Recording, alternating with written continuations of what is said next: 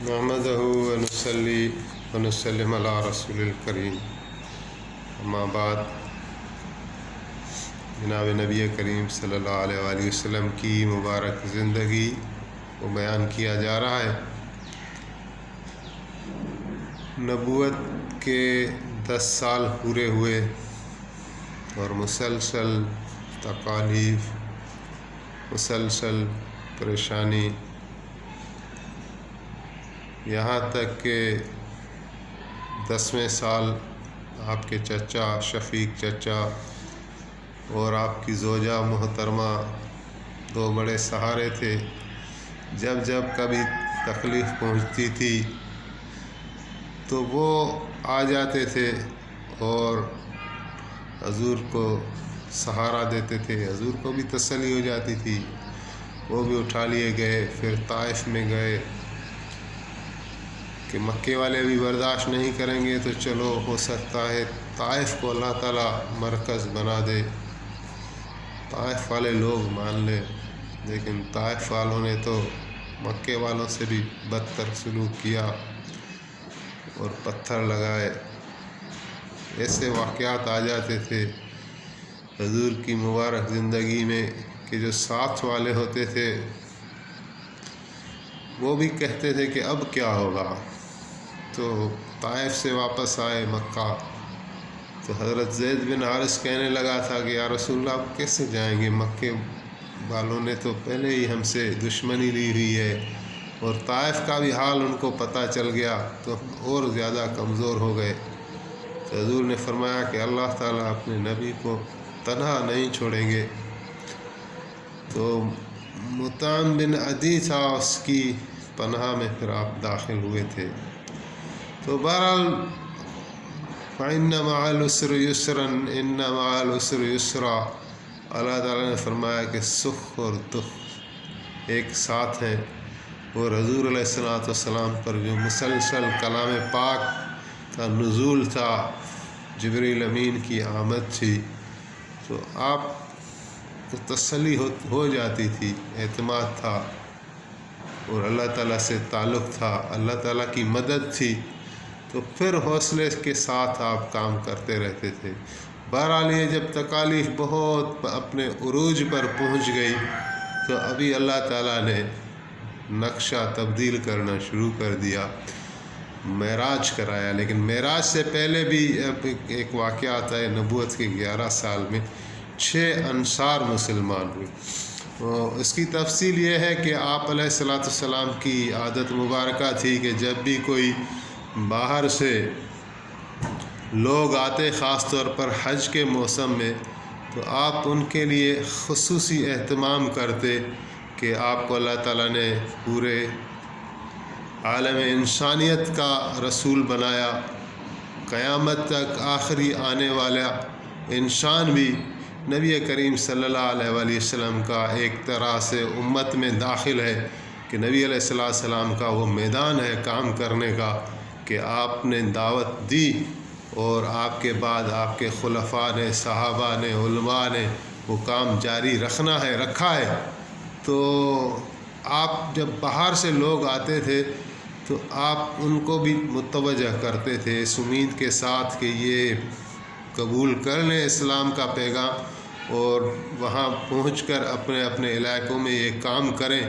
تاکہ یہ اللہ تعالیٰ اپنے دین کو اس طرح غالب کر دیں۔ تو مدینہ کے سب سے پہلے 6 انصار تھے، وہ حج کے موسم میں آئے تو آپ نے ان کو تبلیغ فرمائی، اور 6 کے 6 جو ہیں وہ مسلمان ہوئے، ایک ساتھ مسلمان ہو گئے۔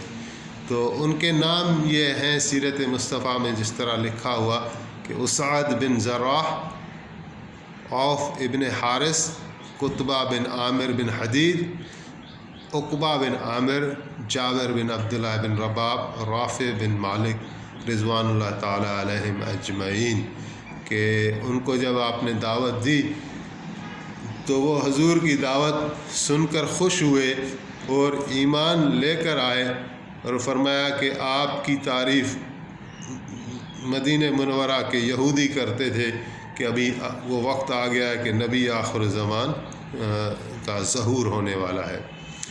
اصل میں یہودی اور انصار مدینہ کے ساتھ ساتھ رہتے تھے، تو یہودیوں کے پاس کتاب تھی، تورات تھا، تو ان سے وہ بتاتے تھے اور کبھی لڑتے جھگڑتے تھے تو انصار کو یہ کہتے تھے کہ ایک وقت آئے گا، وہ وقت قریب ہے کہ نبی آخر زمان کا ظہور ہوگا اور وہ مدینہ میں ہجرت کر کے آئیں گے، تو ہم ان سے مل کر آپ انصار کو ختم کر دیں گے۔ تو انصار نے پہلے ہی سنا ہوا تھا، اور جب حضور نے دعوت دی تو وہ شوق سے آئے، ایسا نہیں کہ یہودی جو ہے وہ ہم سے سبقت لے جائیں۔ تو اس کا جو ہے وہ الٹ ہو گیا، یہودی جانتے ہوئے بھی ایمان نہیں لائے۔ ان کے قصے اپنی جگہ پر آئیں گے آگے چل کر، لیکن یہ کہ انصار وہ 6 جو بزرگ تھے، یہ ہستیاں، اور وہ اسلام میں داخل ہو گئیں، اور اس پہ جو ہے نبی کریم صلی اللہ علیہ وآلہ وسلم بڑے خوش ہوئے۔ ابھی یہ تاریخ پلٹنا شروع ہو گئی، اور اس کے بعد اللہ تعالیٰ نے معراج کی سعادت سے نوازا۔ تو معراج کو بڑے تفصیل کے ساتھ خصوصاً اس کتاب میں بیان کیا گیا ہے، سیرت مصطفیٰ میں کافی بحث بھی ہے اس پر۔ پہلی تو بحث یہ لکھی گئی ہے کہ اس پہ جو ہے معراج جسمانی ہے یا روحانی ہے،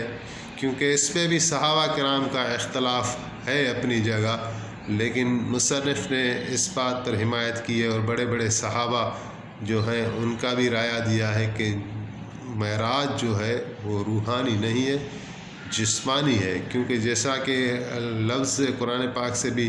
شاہدی ملتی ہے کہ سبحان الذی اسریٰ بعبدہ لیلا من المسجد الحرام الی المسجد الاقصی، تو اپنے عبد کو لے گیا، پاک ہے وہ ذات جو اپنے عبد کو لے گیا۔ اگر روح اور جسم الگ الگ ہوتے تو اللہ تعالیٰ کہتے روح عبد ہی۔ تو اس پہ کافی مثالیں ہیں، اور پھر ایک مثال یہ دی گئی ہے کہ اگر روحانی ہے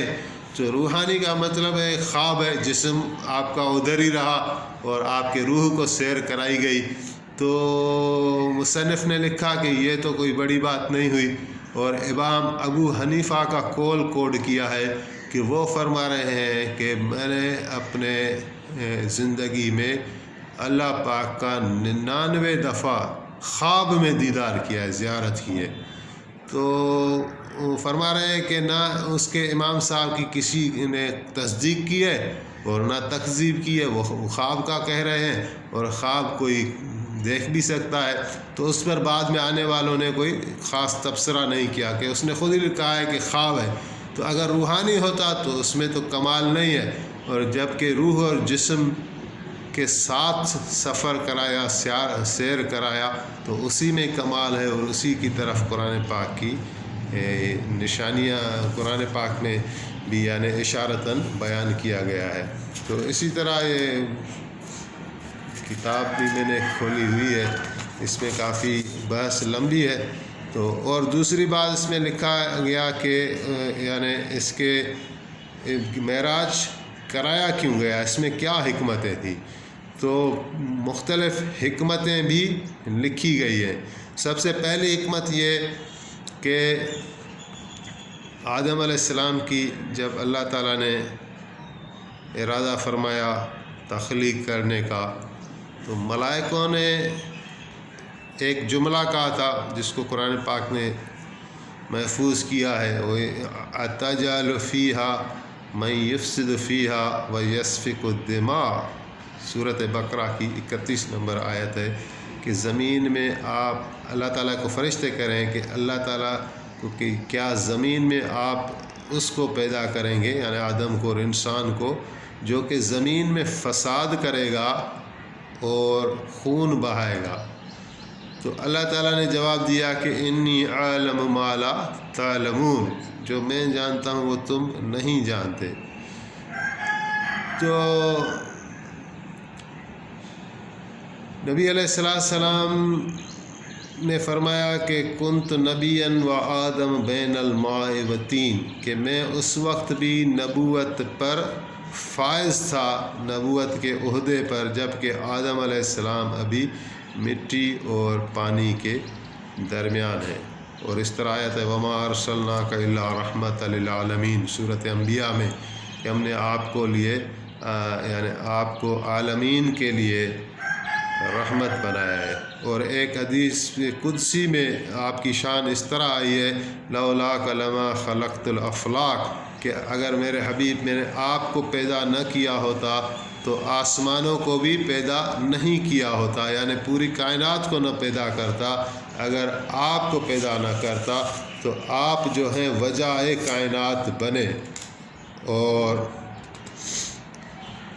پھر یہ ہے کہ یہ لکھا ہے کہ فرشتے کچھ ایسے ہیں کہ جن کو اللہ تعالیٰ نے ایسی عبادت پر لگا دیا ہے کہ جن سے ان کو ایک لمحہ کی بھی فرصت نہیں ہے، تو وہ بس وہی عبادت کرتے رہتے ہیں۔ کوئی قیام میں ہے تو قیام میں، کوئی رکوع میں ہے تو رکوع میں۔ تو ان کو بھی زیارت کا شوق تھا کہ اس انسان کو دیکھیں، اس ہستی کو دیکھیں جس کے لیے اللہ تعالیٰ نے یہ پوری کائنات بنائی ہے۔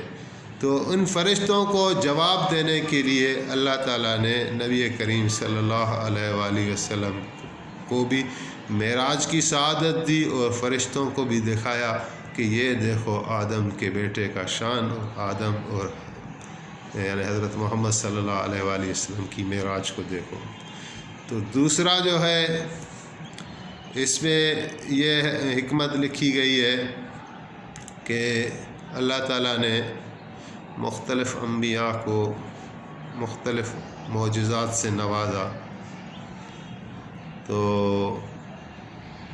سارے انبیاء کی اپنی اپنی شان ہے، تو چونکہ حضور علیہ الصلاۃ والسلام کی شان سب سے عرفہ و اعلیٰ ہے، لا الہ الا اللہ محمد رسول اللہ، جس کے نام کو اللہ تعالیٰ نے اپنے نام کے ساتھ جوڑ دیا۔ اور ایک جگہ فرمایا کہ جبریل امین حاضر ہوئے، یا رسول اللہ، اللہ تعالیٰ نے آپ کو، آپ کا ذکر آپ کے واسطے بلند کیا ہے، ورفعنا لک ذکرک۔ آپ جانتے ہیں آپ کا ذکر کس طرح اللہ تعالیٰ نے بلند کیا ہے؟ تو جبریل امین عرض کرنے لگے کہ اللہ تعالیٰ فرما رہے ہیں کہ جعلت ذکرک ذکری، کہ میرے حبیب میں نے آپ کے ذکر کو اپنا ذکر بنا لیا ہے۔